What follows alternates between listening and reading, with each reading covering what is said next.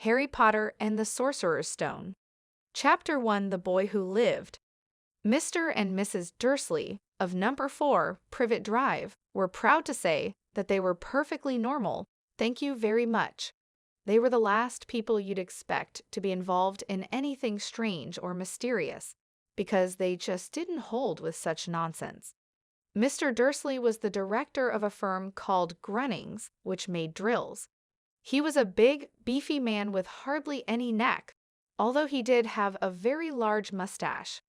Mrs. Dursley was thin and blonde, and had nearly twice the usual amount of neck, which came in very useful as she spent so much of her time craning over garden fences, spying on the neighbors. The Dursleys had a small son called Dudley, and in their opinion, there was no finer boy anywhere. The Dursleys had everything they wanted, but they also had a secret, and their greatest fear was that somebody would discover it. They didn't think they could bear it if anyone found out about the Potters. Mrs. Potter was Mrs. Dursley's sister, but they hadn't met for several years. In fact, Mrs. Dursley pretended she didn't have a sister, because her sister and her good-for-nothing husband were as un-Dursleyish as it was possible to be. The Dursleys shuddered to think what the neighbors would say if the Potters arrived in the street. The Dursleys knew that the Potters had a small son, too, but they had never even seen him. This boy was another good reason for keeping the Potters away. They didn't want Dudley mixing with a child like that. When Mr. and Mrs. Dursley woke up on the dull, gray Tuesday our story starts, there was nothing about the cloudy sky outside to suggest that strange and mysterious things would soon be happening all over the country. Mr. Dursley hummed as he picked out his most boring tie for work, and Mrs. Dursley gossiped away happily as she wrestled a screaming Dudley into his high chair. None of them noticed a large, tawny owl flutter past the window. At 8:30, Mr. Dursley picked up his briefcase, pecked Mrs. Dursley on the cheek, and tried to kiss Dudley goodbye, but missed because Dudley was now having a tantrum and throwing his cereal at the walls. "Little tyke," chortled Mr. Dursley as he left the house. He got into his car and backed out of Number 4's drive. It was on the corner of the street that he noticed the first sign of something peculiar, a cat reading a map. For a second, Mr. Dursley didn't realize what he had seen. Then he jerked his head around to look again. There was a tabby cat standing on the corner of Privet Drive, but there wasn't a map in sight. What could he have been thinking of? It must have been a trick of the light. Mr. Dursley blinked and stared at the cat. It stared back. As Mr. Dursley drove around the corner and up the road, he watched the cat in his mirror. It was now reading the sign that said Privet Drive. No, looking at the sign, cats couldn't read maps or signs. Mr. Dursley gave himself a little shake and put the cat out of his mind. As he drove toward town, he thought of nothing except a large order of drills he was hoping to get that day. But on the edge of town, drills were driven out of his mind by something else. As he sat in the usual morning traffic jam, he couldn't help noticing that there seemed to be a lot of strangely dressed people about. People in cloaks. Mr. Dursley couldn't bear people who dressed in funny clothes, the get-ups you saw on young people. He supposed this was some stupid new fashion. He drummed his fingers on the steering wheel and his eyes fell on a huddle of these weirdos, standing quite close by. They were whispering excitedly together. Mr. Dursley was enraged to see that a couple of them weren't young at all. Why, that man had to be older than he was, and wearing an emerald green cloak, the nerve of him. But then it struck Mr. Dursley that this was probably some silly stunt. These people were obviously collecting for something. Yes, that would be it. The traffic moved on, and a few minutes later, Mr. Dursley arrived in the Grunnings parking lot, his mind back on drills. Mr. Dursley always sat with his back to the window in his office on the 9th floor. If he hadn't, he might have found it harder to concentrate on drills that morning. He didn't see the owl swooping past in broad daylight, though people down in the street did. They pointed and gazed open-mouthed as owl after owl sped overhead. Most of them had never seen an owl even at nighttime. Mr. Dursley, however, had a perfectly normal, owl-free morning. He yelled at 5 different people. He made several important telephone calls and shouted a bit more. He was in a very good mood until lunchtime, when he thought he'd stretch his legs and walk across the road to buy himself a bun from the bakery. He'd forgotten all about the people in cloaks until he passed a group of them next to the baker's. He eyed them angrily as he passed. He didn't know why, but they made him uneasy. This bunch were whispering excitedly, too, and he couldn't see a single collecting tin. It was on his way back past them, clutching a large donut in a bag, that he caught a few words of what they were saying. The Potters, that's right. That's what I heard, yes, their son, Harry. Mr. Dursley stopped dead. Fear flooded him. He looked back at the whisperers as if he wanted to say something to them, but thought better of it. He dashed back across the road, hurried up to his office, snapped at his secretary not to disturb him, seized his telephone, and had almost finished dialing his home number when he changed his mind. He put the receiver back down and stroked his mustache, thinking, no, he was being stupid. Potter wasn't such an unusual name. He was sure there were lots of people called Potter who had a son called Harry. Come to think of it, he wasn't even sure his nephew was called Harry.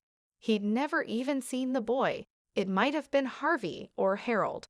There was no point in worrying Mrs. Dursley. She always got so upset at any mention of her sister. He didn't blame her if he'd had a sister like that, but all the same, those people in cloaks.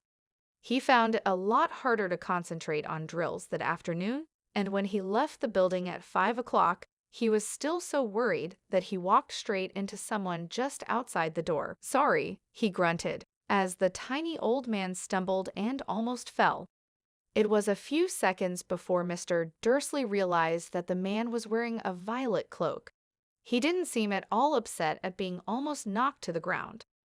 On the contrary, his face split into a wide smile, and he said in a squeaky voice that made passers-by stare, "Don't be sorry, my dear sir, for nothing could upset me today. Even muggles like yourself should be celebrating this happy, happy day."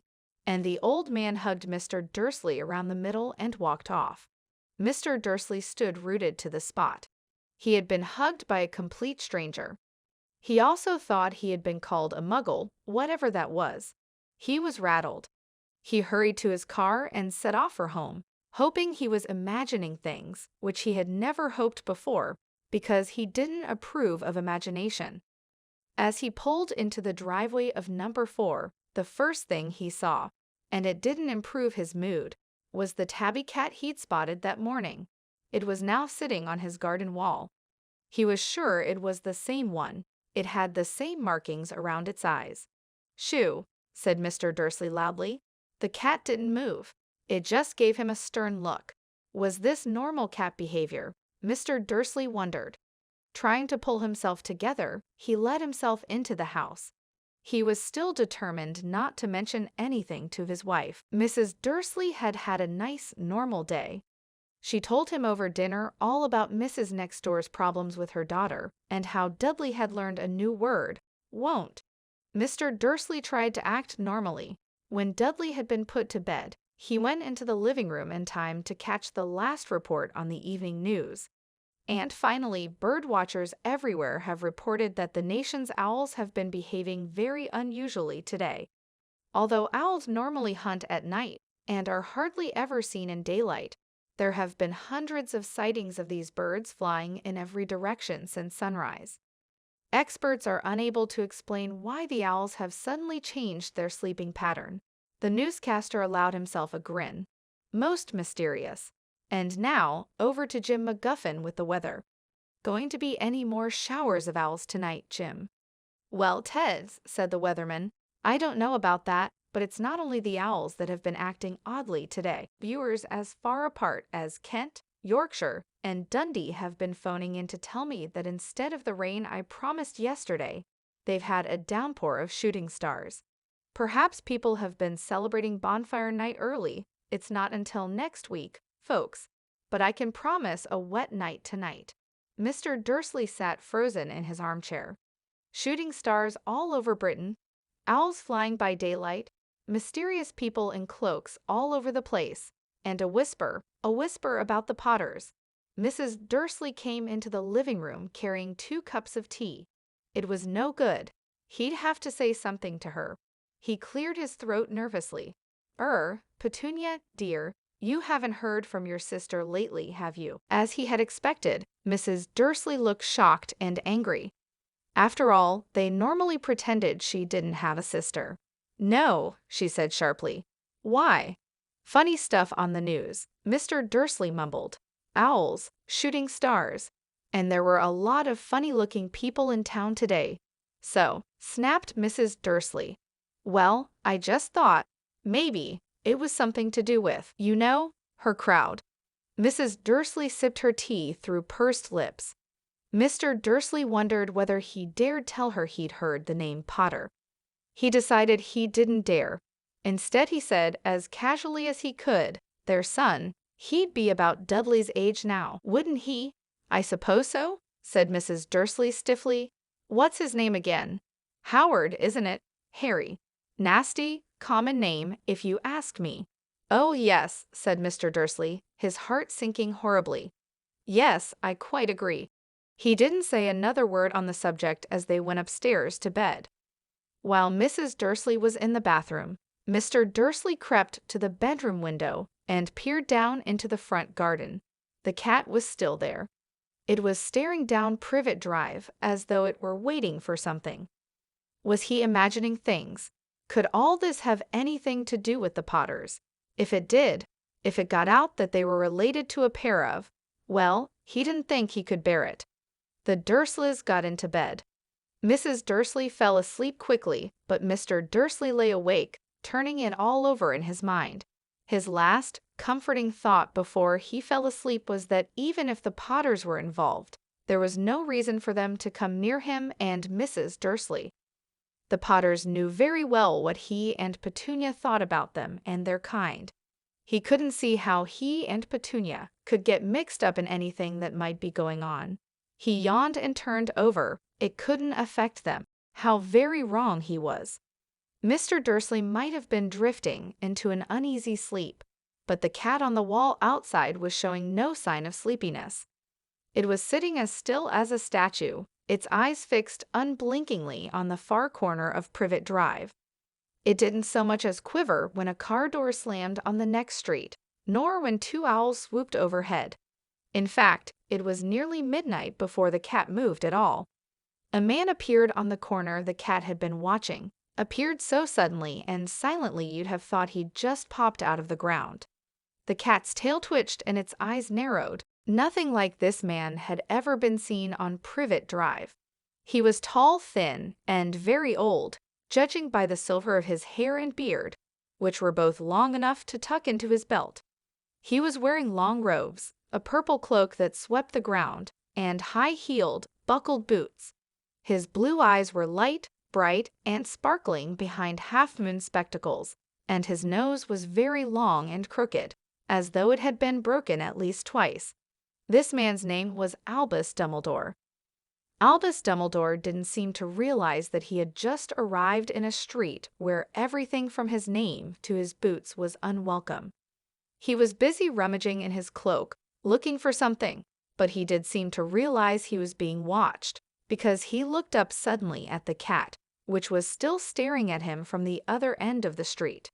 For some reason, the sight of the cat seemed to amuse him. He chuckled and muttered, "I should have known." He found what he was looking for in his inside pocket. It seemed to be a silver cigarette lighter. He flicked it open, held it up in the air, and clicked it. The nearest street lamp went out with a little pop. He clicked it again. The next lamp flickered into darkness. 12 times he clicked the put outer until the only lights left on the whole street were 2 tiny pinpricks in the distance, which were the eyes of the cat watching him. If anyone looked out of their window now, even beady-eyed Mrs. Dursley, they wouldn't be able to see anything that was happening down on the pavement. Dumbledore slipped the put outer back inside his cloak and set off down the street toward number 4, where he sat down on the wall next to the cat. He didn't look at it, but after a moment he spoke to it. "Fancy seeing you here, Professor McGonagall." He turned to smile at the tabby, but it had gone. Instead, he was smiling at a rather severe-looking woman who was wearing square glasses exactly the shape of the markings the cat had had around its eyes. She, too, was wearing a cloak, an emerald one. Her black hair was drawn into a tight bun. She looked distinctly ruffled. "How did you know it was me?" she asked. "My dear professor, I've never seen a cat sit so stiffly." "You'd be stiff if you'd been sitting on a brick wall all day," said Professor McGonagall. "All day? When you could have been celebrating. I must have passed a dozen feasts and parties on my way here." Professor McGonagall sniffed angrily. "Oh yes, everyone's celebrating, all right," she said impatiently. "You'd think they'd be a bit more careful, but no. Even the Muggles have noticed something's going on. It was on their news." She jerked her head back at the Dursleys' dark living room window. "I heard it. Flocks of owls, shooting stars. Well, they're not completely stupid. They were bound to notice something. Shooting stars down in Kent. I'll bet that was Daedalus Diggle. He never had much sense." "You can't blame them," said Dumbledore gently. "We've had precious little to celebrate for 11 years. "I know that," said Professor McGonagall irritably. "But that's no reason to lose our heads. People are being downright careless, out on the streets in broad daylight, not even dressed in Muggle clothes, swapping rumors." She threw a sharp, sideways glance at Dumbledore here, as though hoping he was going to tell her something, but he didn't, so she went on. "A fine thing it would be if, on the very day you-know-who seems to have disappeared, at last the Muggles found out about us all." "I suppose he really has gone, Dumbledore." "It certainly seems so," said Dumbledore. "We have much to be thankful for. Would you care for a lemon drop?" "A what?" "A lemon drop. They're a kind of Muggle sweet I'm rather fond of." "No, thank you," said Professor McGonagall coldly, as though she didn't think this was the moment for lemon drops. "As I say, even if you-know-who has gone. My dear Professor, surely a sensible person like yourself can call him by his name. All this you-know-who nonsense. For 11 years I have been trying to persuade people to call him by his proper name, Voldemort." Professor McGonagall flinched, but Dumbledore, who was unsticking 2 lemon drops, seemed not to notice. "It all gets so confusing if we keep saying you-know-who. I have never seen any reason to be frightened of saying Voldemort's name." "I know you haven't," said Professor McGonagall, sounding half exasperated, half admiring. "But you're different. Everyone knows you're the only one you-know-oh. All right, Voldemort was frightened of." "You flatter me," said Dumbledore calmly. "Voldemort had powers I will never have. Only because you're too, well, noble to use them. It's lucky it's dark. I haven't blushed so much since Madame Pomfrey told me she liked my new earmuffs." Professor McGonagall shot a sharp look at Dumbledore and said, "The owls are nothing next to the rumors that are flying around. You know what everyone's saying, about why he's disappeared, about what finally stopped him." It seemed that Professor McGonagall had reached the point she was most anxious to discuss, the real reason she had been waiting on a cold, hard wall all day, for neither as a cat nor as a woman had she fixed Dumbledore with such a piercing stare as she did now. It was plain that whatever everyone was saying, she was not going to believe it until Dumbledore told her it was true. Dumbledore, however, was choosing another lemon drop and did not answer. "What they're saying," she pressed on, "is that last night Voldemort turned up in Godric's Hollow. He went to find the Potters. The rumor is that Lily and James Potter that they're dead." Dumbledore bowed his head. Professor McGonagall gasped. "Lily and James. I can't believe it. I didn't want to believe it. Oh, Albus." Dumbledore reached out and patted her on the shoulder. I know, he said heavily. Professor McGonagall's voice trembled as she went on. "That's not all. They're saying he tried to kill the Potter's son, Harry. But he couldn't. He couldn't kill that little boy. No one knows why or how, but they're saying that when he couldn't kill Harry Potter, Voldemort's power somehow broke, and that's why he's gone." Dumbledore nodded glumly. It's true?" faltered Professor McGonagall. "After all he's done? All the people he's killed. He couldn't kill a little boy. It's just astounding. Of all the things to stop him. But how in the name of heaven did Harry survive? We can only guess, said Dumbledore. We may never know. Professor McGonagall pulled out a lace handkerchief and dabbed at her eyes beneath her spectacles. Dumbledore gave a great sniff as he took a golden watch from his pocket and examined it. It was a very odd watch. It had 12 hands but no numbers. Instead, little planets were moving around the edge.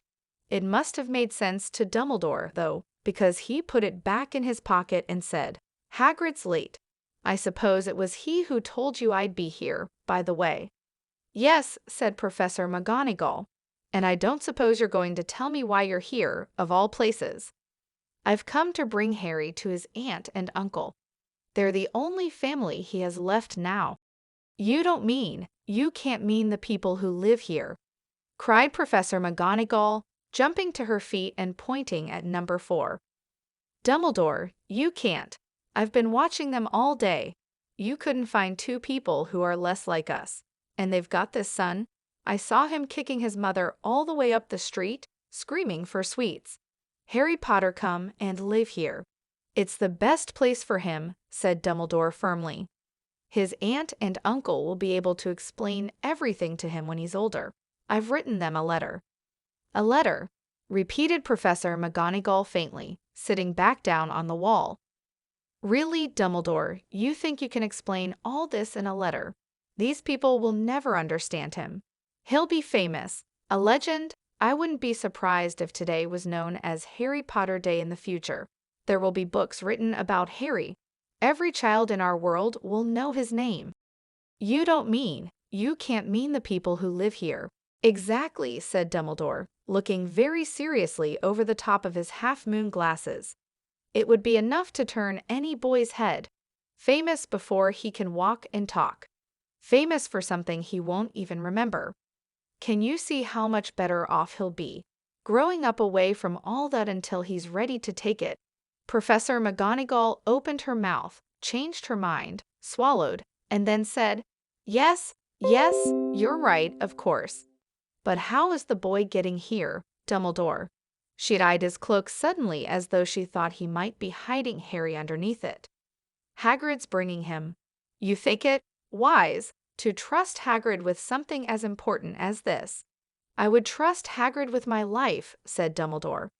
I'm not saying his heart isn't in the right place, said Professor McGonagall grudgingly, but you can't pretend he's not careless. He does tend to. What was that? A low rumbling sound had broken the silence around them. It grew steadily louder as they looked up and down the street for some sign of a headlight. It swelled to a roar as they both looked up at the sky, and a huge motorcycle fell out of the air and landed on the road in front of them. If the motorcycle was huge, it was nothing to the man sitting astride it. He was almost twice as tall as a normal man, and at least 5 times as wide. He looked simply too big to be allowed, and so wild. Long tangles of bushy black hair and beard hid most of his face. He had hands the size of trash can lids, and his feet in their leather boots were like baby dolphins. In his vast, muscular arms he was holding a bundle of blankets. Hagrid, said Dumbledore, sounding relieved. At last. And where did you get that motorcycle? Borrowed it, Professor Dumbledore. Sit, said the giant, climbing carefully off the motorcycle as he spoke. Young Sirius Black lent it to me. I've got him, sir. No problems, were there? Dumbledore asked. No, Sir House was almost destroyed, but I got him out all right before the Muggles started swarming around. He fell asleep as we was flying over Bristol. Dumbledore and Professor McGonagall bent forward over the bundle of blankets. Inside, just visible, was a baby boy, fast asleep. Under a tuft of jet-black hair over his forehead, they could see a curiously shaped cut, like a bolt of lightning. Is that where? Whispered Professor McGonagall. Yes, said Dumbledore. He'll have that scar forever. Couldn't you do something about it, Dumbledore? Even if I could, I wouldn't. Scars can come in handy. I have one myself above my left knee that is a perfect map of the London Underground. Well, give him here, Hagrid. We'd better get this over with." Dumbledore took Harry in his arms and turned toward the Dursleys' house. Could I say goodbye to him, sir?" asked Hagrid. He bent his great, shaggy head over Harry and gave him what must have been a very scratchy, whiskery kiss. Then suddenly Hagrid let out a howl like a wounded dog. "Shush!"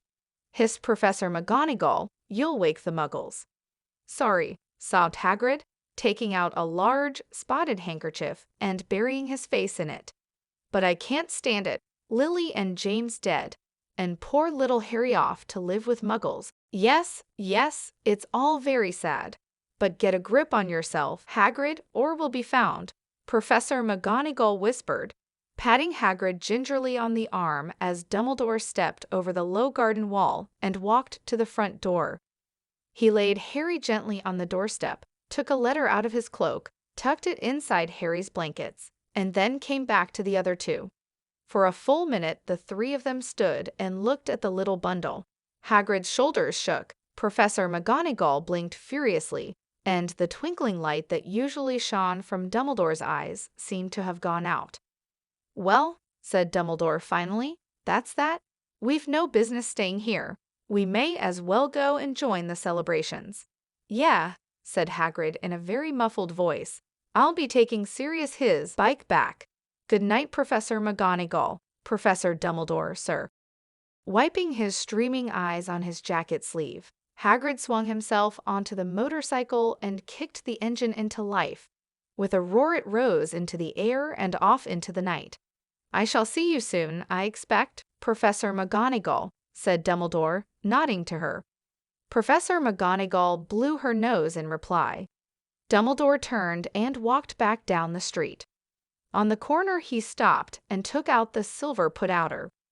He clicked it once and 12 balls of light sped back to their street lamps so that Privet Drive glowed suddenly orange and he could make out a tabby cat slinking around the corner at the other end of the street. He could just see the bundle of blankets on the step of number 4.